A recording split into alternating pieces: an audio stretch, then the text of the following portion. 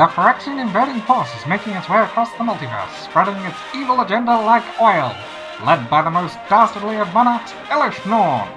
Our efforts to stop them have been stymied at every turn, but now it's up to the brave souls of Chandra and Ren to thwart those vicious Vaders. Go get 'em! And so, with every beginning, there is an end. With every invasion, there is a winner and a loser. Today, hopefully, we will be winners, or at least I will, as we march into the March of the Machine, Phyrexia's last stand in its attempt to make its way and conquer the universe. Oh, sorry, the multiverse. And ultimately get thwarted, because you can't have the bad guys win, because that doesn't make for a compelling story. But, I mean, it worked with Star Wars, where you had the bad guys already winning, and then you have a brief resistance, and that could have been. But no, we need to get rid of all the major bad guys, like the Eldrazi, like the Phyrexians, to make way for, I don't know who. I mean, we got rid of Bolus, so in this time, we'll be looking at March of the Machine. Once again, it's the Collector's Booster, and it looks so very shiny, with Elspeth now an Archangel, because Sarah apparently didn't actually die and made her an Archangel? I don't know. The story is kind of weird and glosses over a lot of stuff that it really shouldn't. But that isn't to say that it's not well written. It's just that that each writer typically only has a few weeks, maybe a couple of months, to come up with a story that usually is only one chapter in a larger thing, and it doesn't seem like Wizards allow people to talk, but that's my thoughts for another day.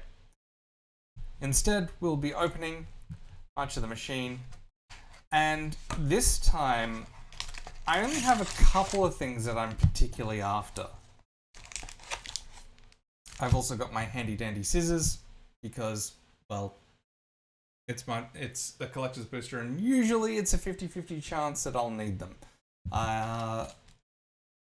But I will say this, so what we're after today is probably not a surprise for anyone who knows me, but we're after the Mum of Mom. That is to say, the Mum of March of the Machine, which is Elish Norn. I would like her in almost anything. Particularly, I'd like the Ichor art. I am also a big fan of Atraxa, and have been since she first came out in one of the Commander decks. So I really, really, really would like the Halo version of Atraxa that's in the set with the Art Deco style. I think it looks really cool. Even though Atraxa is now dead, I am looking forward to it. So once again, let's crack and see what we get. Also, for those of you who have noticed the lovely playmat in celebration of the last time we should be seeing the Phyrexians, I have a lovely mat of Mishra's Factory, signed by the artists themselves, Kaya Foglier. Because I think the Fogliers are amazing artists. They always make me laugh with their art. So, let's open the first one and see what we have. I'm hoping to go quickly. So, once again, I will be just skimming through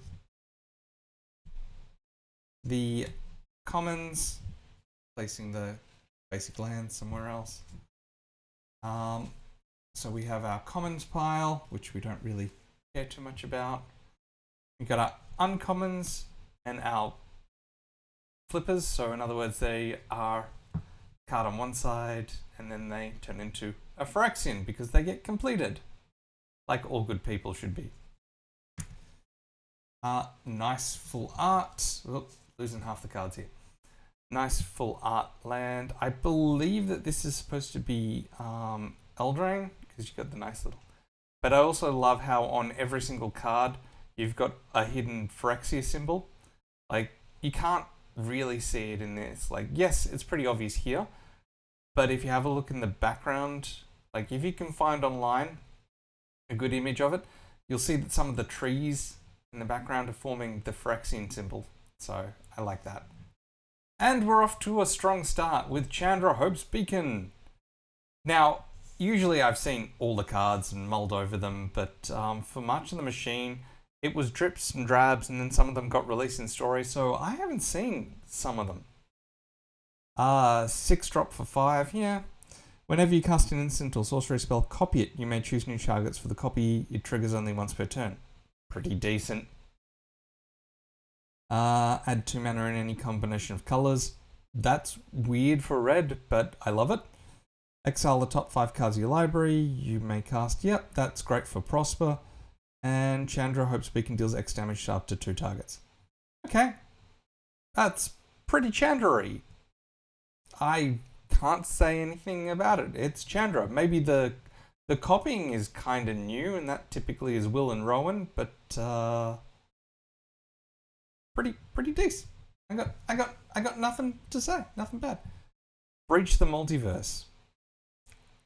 I have a love-hate relationship with this. As in, the card seems to like me because I've got a few of them, but I'm not a big fan of it. It should be a good card, but it's one of those times where, because you're milling 10 cards, you can kind of whiff as much as you can win. I would say it's a win more card. Yes, that's standard as well as Commander. Exsanguinated Cavalry from the Commander decks. That's fine. And the Multiverse Legends, we have Furya, Judge of Valor, which is just a generally decent card. And it's in the Kaldheim art. So that's pretty cool. And we've got a holo card. Sorry, not holo, Halo. Look at that shininess. It's great. It's the same card, but it's just got weird lines through it, which is supposed to be, I believe, the Halo. So I'm gonna stick that over there. So the Halo cards, and I believe there's another version of the cards, and then you got the Halo, but with what's it called? A limited number printing on them. They're the ones that are only available in the collector's pack, which is part of the reason why I get them. Bloodfeather Phoenix, which isn't bad, it's just another Phoenix. Multiverse Legend of Grimgrin. Cool. 2 mythics. Nice. We're off to a strong start. And then, of course, Elemental and Teferi's Talent. Because for some reason, Teferi's Talent is the only one that got a that got an emblem. Even though I believe the other talents do similar things. But for some reason, Teferi's the only one who actually got an emblem. I also wouldn't mind getting a Teferi of as the Planeswalker card, but we shall see. I mean, Chandra already makes me fairly happy. Get rid of the commons. Not that I don't like commons, it's just that they're exactly what it says on the tin. They're commons. Merciless Repurposing, which is just sad because it's like Elish Norn killed Sheoldred, which made sense because Sheoldred was always trying to, well, take over. And Urabrask was doing his own thing and being a heretic and all that. And so Elish Norn is just like, cool, we're going to take off his arms and legs, repurpose them, and we'll leave him as a torso and head. And that's it. Like, is he alive? Is he dead? We don't know. I'm sure we'll find out when Wizards can be bothered returning to. Once again, you can see the Phyrexian symbol. Pretty cool.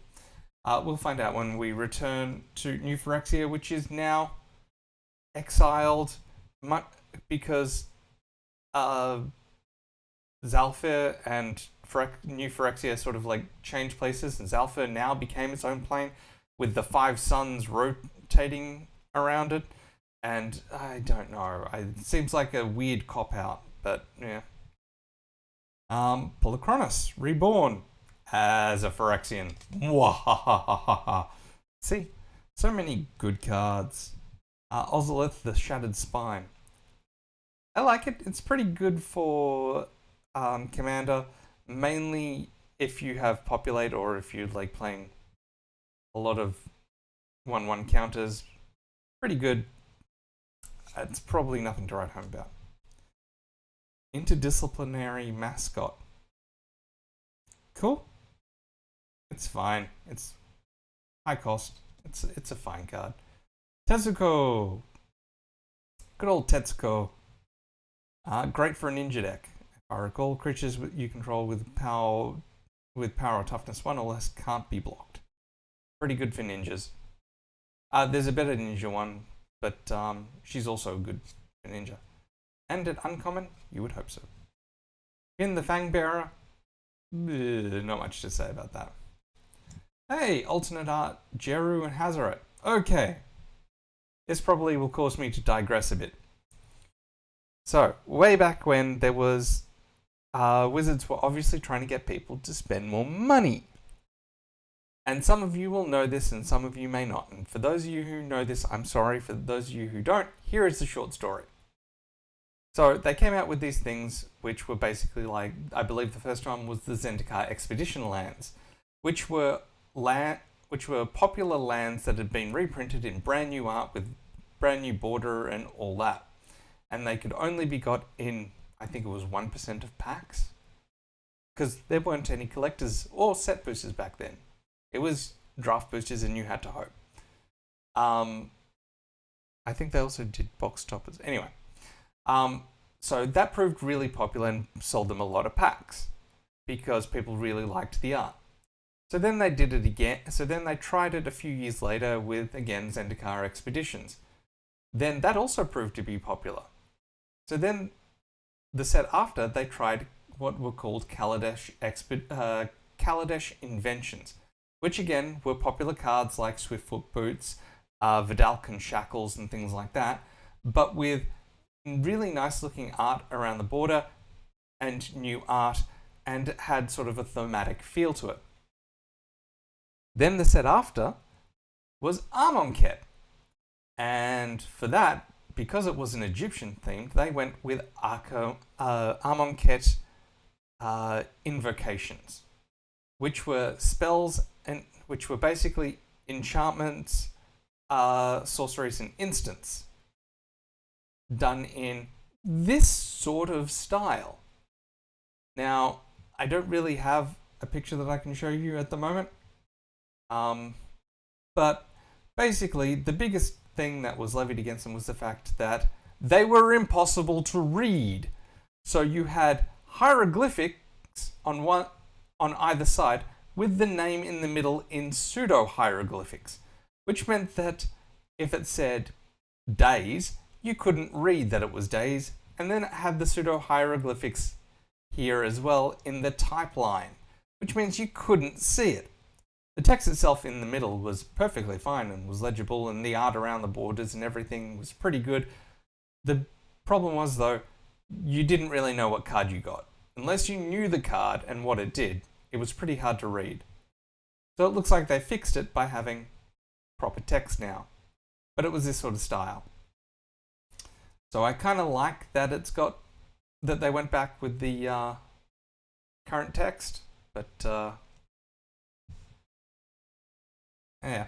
Oh, and that was the Kaladesh invention border. Like that's what the inventions pretty much looked like this, which is our Multiverse Legends, which is SRAM, Senior Edificer. It's pretty good actually, and the token. Now I've spent enough time yammering on about inventions and things like that. Anyway, you probably have seen them more in because they tend to do those every single time they visit Zendikar. You get the expedition lands because they prove to be very popular because lands are always popular. But the Amonkhet invocations were not popular. Well, I mean, the cards themselves were pretty popular. It's just that they didn't handle the design really well. Zephyr Singer is nice. Sunfall. This is the one that a lot of people have been talking about. So it's cost 5, like most pure removal. Well, most pure removal is 4, but if it's removal and does something extra, it's 5. And it's exile all creatures, which is great because that means that it gets around the destroy. Incubate X, where X is the number of creatures exiled this way. So I'm going to wipe the board, and then for each creature that I wiped, I'm going to create a little thing. I'm going to create an incubator token, which then I can pay 2 at any point in time to transform into a creature that is as big as many creatures died. So basically, I wipe the board with 12 creatures on it. I create an incubator with 12 1/1 tokens on it. Flip it, now I've got a 12/12. Great. Because it means you can start beating face pretty quickly. I'm all for beat face. The commander card. Now, the commander card is Bitterthorn Nissa's Animus, which I think is kind of cool that they brought back the living weapon, which means when it comes into play, it creates a 0/0 germ token and then is automatically equipped to it. And whenever it attacks, you get to search for a library. So it's like Sword of the Animus, only it can attack. So I think that's kind of cool. Commander. And then, once again, we got the Multiverse Legends. Another one, which is Radha, Coalition Warlord.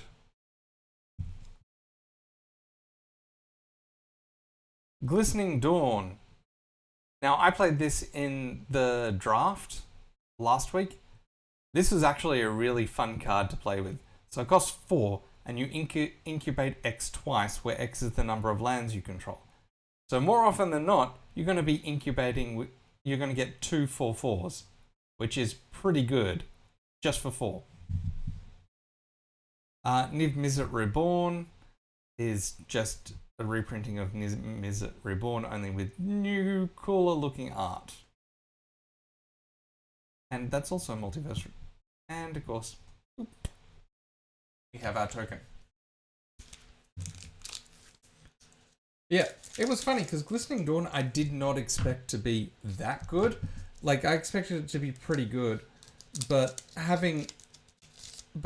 creating 2 4/4s, and considering that you only need 1 turn to then flip them, and because they're transformed, it means that you can get some good mileage out of it. Which, honestly, I did not expect. It was one of those ones that sort of stood out to me and sort of went, yeah, that's... Alright.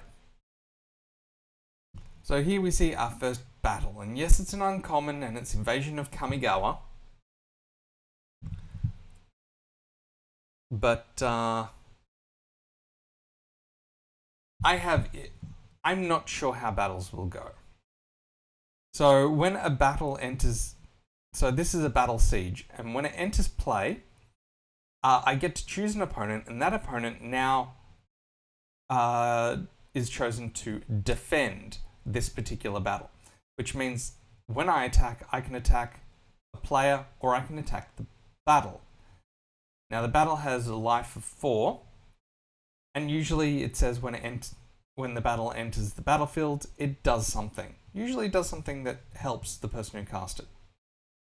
And usually you want to try and get it, because as soon as you deal total damage to it, so this says 4, as soon as I deal 4 damage to it, it then flips under and comes into control under my, comes into play under my control. Now, the thing with battles that has me on edge is that at the moment, when I declare an attack, I can declare an attack against an opponent or a planeswalker. And usually it's a toss-up between whether or not I want the Planeswalker to get bigger and to do more things, to help them, or even to pop off its ulti. Or do I want to end the game quickly so I can trying to kill the opponent? So that way they don't have an opportunity to pop it off anyway, because they'll be dead, and I will have won. But having a battle, like outside of a limited format, it now means that there is a third option, which means I can attack you, the Planeswalker you control, or the battle. Which means that it feels like you're splitting your focus. And unless you're playing with a whole bunch of creatures, which generally white and green and occasionally red do, it means that you're going to have to split your focus. And it feels like it's splitting your focus a bit too far. I mean, I could be wrong, and I'm happy to be wrong. It's just, that's my personal opinion on battles. I don't know how to feel about them. They feel like they will probably be a nice gimmick, and that's it. Oh, Transcendent Message. For X and 4 blue. Oh boy, that's heavy. I can, although it has Convoke, I can draw X cards. That's cool. Darksteel Splicer. Because golems you control are indestructible because Ghost Darksteel. And that's a commander card. Quend is a Multiverse Legends. Then we have Rona, who wanted to be completed, and then was then completed into, as many people describe, a card that looks like they got two different cards and then smacked them together, because one side has no relation to the other side, even though she technically became an obliterator. It's weird. Saint Traft and Rem Corollas. It's a commander card. It's one of the alternate commanders in the Convoke commander deck, and it's good. It spits out tokens. Ooh, Halo foil of Anafenza, Kintree Spirit, which was great in standard and then sort of fell off, which is sad because it's actually not a bad card. I miss it. Well, I mean, I don't miss it in standard. In standard, it annoyed the hell out of me because people would play it turn 2 and then it would just be a matter of, cool, now I have to deal with this thing that keeps getting bigger because Bolster's annoying. Bolster is so annoying. Oh! Getting rid of the commons, because that's what we do. Oh, and the camera's going all funky. But we got a Halo Forager as an uncommon, a Blight Reaper Thallid, which is nice that Thallids are getting a bit more love. Rampaging Raptor. This is one that people were saying is, I believe, one of the standouts. Even though it's not a legendary, it has Trample Haste. You can pay 3 to give it +2/+0 until end of turn. But whenever it deals combat damage to an opponent, it deals that much damage to target Planeswalker or battle. Which basically means that you give it 6, it deals 6 damage to a player, and then you get to deal 6 damage to Chandra. Or you can finish off the battle. Which makes sense, because it's great in Limited. In Commander, but I can definitely see this being used in Standard. Definitely in Standard. Inga and Eskia, which is such a wild pairing, and it's absolutely hilarious. Like, the brief summary for Inga and Eskia is that Eskia was killed almost to death, managed to get better, and due to the invasion tree, which is the Phyrexian,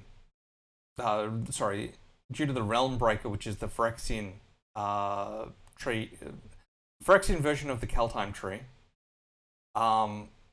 which is basically just a stand-in for Yggdrasil. Yeah, so she lost her connection and can't really feel what the hell's going on with the multiverse. So she is like, I want to help. So then, who do I enlist? Let's grab Inga, who can't see but can predict things. So So they're just sort of rushing around the multiverse, not really sure what the hell's going on. It's basically, it's like a D&D group. You know, you got two people who have no clue what the hell they're doing or what's going on, and they're just going and doing it. Now this is a commander card, but this is one of the, I want to say 8, but there is slightly more than 8 commander cards. So usually in each set you have the standard commander cards from the commander decks, which have extended art, and there's usually 8 cards that aren't from the commander decks, that do stand out still. And they can only be found in collector's boosters, and I believe occasionally in set boosters. And this is one of them. This is Liliana's Talent. And there's a whole set of these, one in each of the colours, which is Blah's Talent. And it usually is Enchant Planeswalker, and then it gives the Planeswalker an additional ability. In this case, it's the additional ability grants the Planeswalker is -8 loyalty. Put all creature cards from all graveyards onto the battlefield under your control, which is great. But it also usually has another one, and this one says whenever a creature deals damage to Enchanted Planeswalker, destroy that creature. So it gives it it gives a Planeswalker a sort of form of Death Touch, which I think is pretty cool. That said, the talents are meh. Take them or leave them. They're pretty bleh. They seem like they're good and they're pretty cheaply costed, but ultimately they don't add much. They'd be good in a 99, but yeah. Reprint of Renata Called to the Hunt is cool, and the old school of Renata Called to the Hunt. Foil full art Realmbreaker the Invasion Tree. So yeah, it's a great card. It cares about lands and Praetors, but ultimately it's meh. I'm happy to be proven wrong. It's just that it seems like it doesn't really care much. Like it tries to do lands and Praetors, and Praetors generally don't care about lands, and unless there is some sort of Praetor commander like that cares about other Praetors, generally, yeah. Like even the Phyrexian Matters commander deck, which has Orkranos in it, the new cat Phyrexian. Even that doesn't care this much about that because it's black-white, and that means that you're getting Mummy and Sheoldred. Yeah. So it's like, yeah. Jingantha, the Wellspring, one of the companions. It's fine. The companions are companions. They had their time. It'd be nice to revisit them, but considering we killed off the one Planeswalker from Ikoria, and I can't see us going back to Ikoria anytime soon. I don't remember what it is on the Rabia scale, but I don't see it happening immediately. I mean, the next two sets are Eldraine and Ixalan, so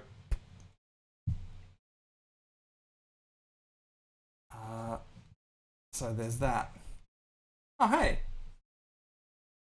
So, once again, the rare is an invasion of Blair, invasion of Goba Khan in this instance, and it's not bad, actually.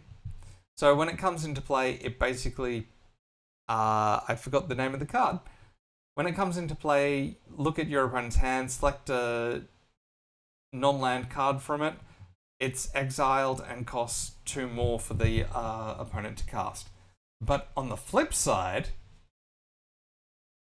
at the beginning of end step, put a +1/+1 counter on each creature that attacked this turn.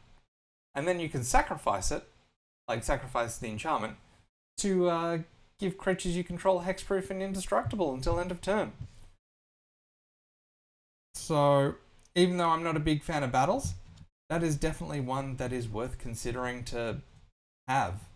Because even if you don't do it, it only costs 3 as well. It only has a HP of 3, so if you just swing over the air or even shoot it or something like that, it's pretty easy to get rid of. And you just get bonuses from it. Dusk Legion Duelist is okay. Death Greeter's Champion from the Commander decks. Jana Sisei's Legacy. A Halo version of Valduk, Keeper of the Flame. Which was pretty hard. Anyway. And hey, the alternate art of Galta and Mavrin, who I believe the story goes that the Phyrexians started invading, so Ixalan was like, well, screw it, release the dinosaurs. And then Mavrin sort of went, oh hey, there's a dinosaur that's causing destruction. Let's jump on the back of that, because why the hell not? And then just sort of the dinosaurs causing a whole bunch of damage, and Mavrin's just like, yeah, cool, we'll just clean up, take care of all the bodies and drain them of blood. So that's pretty funny. Atros Oracle of Half-Truths. It's a rare. Multiverse Legends. It's kind of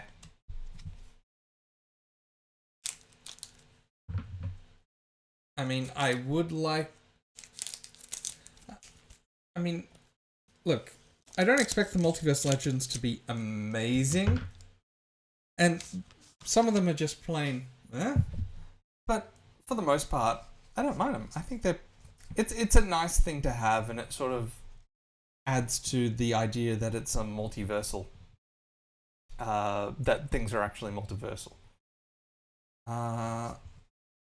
Invasion of Ulgrotha, which is the one that turns into Grandmaster Ravi Sengir, who we haven't seen since, I believe, over a decade. I want to say it's actually been 20 years. I can't remember. Ozolith again. Boonbringer Valkyrie, because we need more angels. Seriously, we don't need any more angels. Conjurer's Mantle. It's fine. I have no words on that. Radha, another. This time, how Valduk actually looks. Another Inga and Eskia. And Judith, the Scourge Diva. Nah. I mean, I played when she came out in... oh boy. Whatever set was before Maze's End. And she was fine. She was good and limited, but other than that, she didn't really do much. Some people had her as the commander. She didn't last long as a commander because she's kind of squishy and everything around her kind of just goes squish. So she's okay. Brawl is a different story, and I tend not to talk about Brawl because I generally on Arena play Historic Brawl, and I have issues with that. Basically, Eldarin Thrillseeker with backup. Backup isn't a bad ability. Like, it's kind of fun because in Limited and Standard, it comes out and it's like, cool, I put 2+1/+1 creature tokens on that creature. Well, for backup 2, I do. And then it gains any abilities that I have. Which is great because someone played the Angel with backup against me. And it was just so cool to see an Angel come into play and give a non-flying thing flying in vigilance and just go whack in the face. I mean, I didn't like it, but it was funny. And I thought it was very cool. Alternate art. I can never pronounce his name. Baborigmus and Filthup. Which, again, is... actually, the story behind that one's not as funny. The card itself is kind of bleh, because it's like... it does things. Like, it does Borigamus well, Fibblethip not so much. And being in Temir colors, it's like, cool. Yeah, it's fine. At this point, it's more a matter of the fact that it's those two coming together that makes it hilarious. So that's a fan thing, if anything. Merchant Woodworm, Ingaroon Eyes, the proper card. You can't really see it because, but it looks pretty cool, and his story is actually pretty interesting. I suggest you go check it out. Raph, the Weatherlight, yeah. Ancient Imperasaur, which even though the art and everything says that it should be a Phyrexian, it's not, which makes me sad. Oh hey, and Multiverse Legend of Vorinclex Voice of Hunger. Such nice art.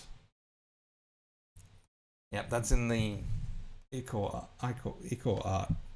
I can never remember know how to pronounce it because some people will say Icor, others will say Icor. Problem is that I watched MASH, which means that if I say Icor, all I can think of is Army Corps Intelligence.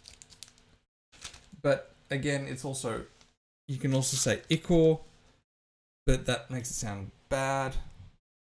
Yeah, so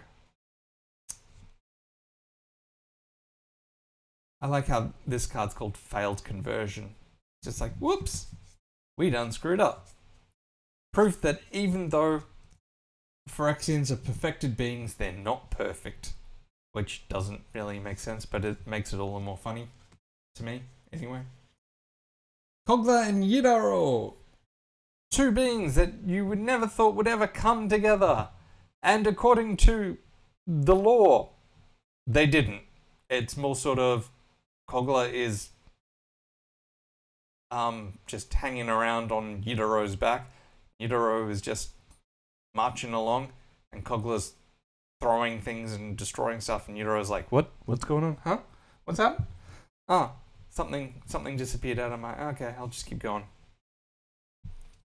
The alternate art of Ayara, Widow of the Realm. Now, thing is that Ayara, according to the lore, Ayara is one of the longest lived individuals on the plane of Eldraine. And she's had many husbands and all that kind of stuff, and she leads the black area, which is Lochthwain. Now, the issue here is that we're going to Eldraine next set. Well, I mean, technically the next set is March of Machines Aftermath, but I'm going to ignore that because that's a mini set that consists of 50 new cards. And by the time of recording, more than half of them have been spoiled due to, I want to say a leak, but due to someone opening a box on stream. Because I don't know how they got it, but they did. But this raises questions. Because she's been around, because she's one of the last elves on the plane. The other elves, if I recall, have gone missing or died out or something. So that means that she's been around and knows some of the secrets of the plane. But in March of the Machines, she welcomes completion. Because she becomes Ayara, the Furnace Queen. Which then means that she then dies, or at least goes crazy, when Elish Norn is killed. Spoiler alert. When Elish Norn is killed. So that means that there is technically no leader of the black area of Eldraine. Which could be where the Whispering Witch comes into play. Who, for those of you who know the background, the Whispering Witch was originally going to be Sheoldred, but because of the new way that they were doing things, such as one set only, it meant that there wasn't enough time for them to make it two sets, which is what they wanted to do, and have a slow reveal that Sheoldred was on Eldraine. So instead they had to quickly fix things up. I mean, it all worked out in the end. Civil Unrest, Jury Master of Review, Halo version of Shana Sisei's Legacy. Pretty nice. Hey! A foil Jin Cataxis. And not just any Jin Cataxis. The new Jin Cataxis. In the Ichor art, whatever. So that's pretty cool. That's a mythic. And, oh, cool. So this is the alternate art Halo version of Grim Grin, Corpse Spawn, which used to be the first and only zombie commander, but it sucked kind of badly. And now there's only really 2 zombie commanders that you can pick from. You got the Scarab God, and you've got Wilhelm from the commander deck. I recommend picking that up if you like zombies. Because Grimgrin, although he looks pretty cool, and even though this one's in Halo, is not a good card. Basically, he wants you to sacrifice a whole bunch of stuff, which can work in an Aristocrats deck, but it doesn't. Like, he's a fine commander, he's just, like, there are a lot better options. Especially now. Get rid of the commons. We have the uncommons, the land. Invasion of Alara. Now, this one's pretty good, because when it enters the battlefield, exile cards until you exile 2 non-land cards with mana value 4 or less. You may cast one of those without paying its mana cost. And then you put the other one into your hand. Well, you may cast one of them without paying its mana cost, put one of them into your hand, and then if there are any others, they go onto the bottom of your library in a random order. Now, that's pretty cool. And yes, it's got 7, but on the flip side, yes, it's a sorcery. But Awaken the Maelstrom is all colors, which is pretty cool. Target player draws 2 cards. You may put an artifact card from your hand onto the battlefield, create a token that's a copy of a permanent you control, distribute 3 +1/+1 counters among 1, 2, or 3 creatures you control, then destroy target permanent an opponent controls. You basically get to have fun. Like, that can change the course of the game. But again, it costs 5 and it's got an HP of 7. Like, it's if you're running a multicolor deck, that would be one to stick in. Pylon, which I just think is hilarious for the name, especially since it's got Convoke. Herald of Hoofbeats has Horsemanship. I actually missed that. Oh boy. Horsemanship, that's interesting. I'm not going to go into a history of horsemanship, but suffice to say it's, what is it? I believe it's like Exalted, but only for certain cards. Which is when it attacks, it gets +1/+1. Yargle? Because everyone loves Yargle. Who doesn't love Giant Frog Spirit that's technically a worm? Inga Rune Eyes. Sea Double! A blue spell that can't be copied. That's just... like, the spell itself is pretty good. I just love the fact that it's like, it can't be copied. And Umori the Collector, who looks more strangely human here than in his original art. Because in his original art, he didn't really have a face, he was just an amorphous blob. And now he's an amorphous blob with a Studio Ghibli type face. I suppose to really sort of play on the fact that it's Princess Mononoke. Get rid of the commons. We have more uncommons. Doomscar Warrior. Back up with Trample. Who doesn't like that? Regular, boring old alternate art of Gulter and Mavrin. Here's the other talent. Vivian's talent.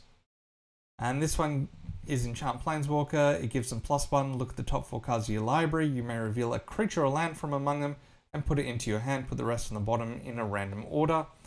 And whenever a non-token creature enters the battlefield under your control, put a loyalty counter. So basically, it's fine. It's probably one of the better ones if I recall. Finn the Fangbearer. Already. Furja. Judge of Valor. Extended art Sunfall, because Sunfall's always awesome. Hey, alternate art of Urion, Sky Nomad. Did I mention how much I hate this card in Brawl? No, I hate it. It's so annoying. In Brawl Historic, it's just, you know what's coming. It costs 5, you know it's coming, and it's going to completely bounce and flicker stuff. It's predictable, it's boring, it's meh. And then we get rid of the commons, and this is the last pack.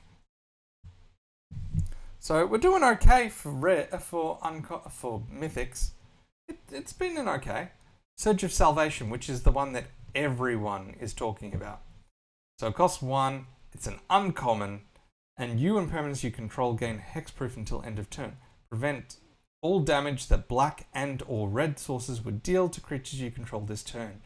Because it's just so very good. And I wholly agree, it's a great card. You whip it out in almost any format, and it'll save your ass. It's a really good card. Another Vivian's Talent. Nihiri's Warcrafting. Because she's completed, and now I believe she is unknown. Whether or not she's still completed, evil, or dead. It could be a combination of all three. Path of the Ghost Hunter. Creates spirits, and it's got Will of the Planeswalkers, which is not good. I'm sorry. So starting with you, each player votes to Planeswalk or Chaos. If Planeswalk gets more votes, Planeswalk. If Chaos gets more votes, or the vote is tied, Chaos ensues. Which is basically, it only cares about if you're playing Plane Chase, which revolves around the Plane Chase die and special Plane Chase cards, which means that outside of playing Plane Chase, it generally has no real effect. I mean, yes, it says create X11 white spirit creature tokens with flying, but, I mean, you can stick it in, but it means that half of the ability just whiffs, and it annoys me.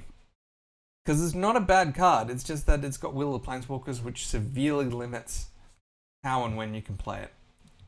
Agar the Freezing Flame. Wow. It's a pretty good card. Dinah Soul Steeper. Would be nice if we got the Dinah and Zimone, because that is a pretty good card. And we have Elspeth's Talent as the second last card, which is Enchant Planeswalker. It has +1, create 3 1/1 white soldier creature tokens, which is sort of adding insult to injury because Elspeth did it once and everyone really loved the card. So the fact is that we're never going to get it again. But at the same time, we get it again. Whenever you activate a loyalty ability of Enchanted Planeswalker, creatures you control get +2/+2 and gain vigilance till end of turn, which is generally always a good thing, but it's what white does best. And the last card is just an Anafenza Kintree Spirit. Alternate art and all that, and then we have a Phyrexian Invasion token. So there you have it. That was our pool. As you can see, we got some decent stuff. Got some nice stuff here. Got some decent rares. Nothing to write home about, but ultimately that's how I felt about this set. Like, Phyrexia All Is One had me really excited, and I really wanted to play with the Praetors, with the new cards and everything like that. I was looking forward. I have a colorless deck, so I really enjoyed the fact that I got to play with a few more colorless cards. Here, I don't know, it sort of felt like they could have split it across 2 sets. Like, have the first set with a lot more of the stuff, and the Phyrexians are winning, and then the second set is the gut punch where something happens and suddenly everything's turned, and the Phyrexians start losing rather than, well, one set. Like, it felt big, but it sort of felt like we already knew that the Phyrexians would lose, and one of the first images we had was of Elish Norn losing. And they basically confirmed that the Phyrexians would die, which means that there was very little to expect from the set. I mean, the team up cards, I think, like, the team up cards, I think were a lot of fun. Like, it's great to see two characters who would never normally team up actually team up, and you get basically the abilities of both of them. I think that that's a lot of fun, and I think that that's something to take away from it. But story-wise and even card-wise, it's like, it's okay. Anyway, that was my thoughts, and that was my box. If you have any other thoughts or anything like that, feel free to mention it in the comments. If you want to shoot me a message, by all means, go ahead. If you like some of the stories that I've been reading, by all means, check it out. And I feel really dirty for doing this, but don't forget to like and subscribe. Oh god, I actually do feel dirty. So, if you want to see more unboxings, or if you want to see unboxings of particular sets, let me know. I'll try and get my hands on some of them. Just an FYI that I do live in Australia, so if you want really old sets, like, let's say, like Stronghold or something like that, or even Planar Chaos, I'm not going to get my hands on them. Like, the shipping alone would kill me, and let alone trying to find somewhere to get my hands on a box. But if you like want to see more of the new sets, maybe some of the older ones like Ixalan, let me know. I'll be happy to try and source a box and see if I can crack it open for you guys. Anyway, thanks a lot. Hope you join me next time, where we'll be opening March of the Machine Aftermath. And I know most of you have already seen the cards, but I'm interested to see what I get, not what this random person on the internet gets.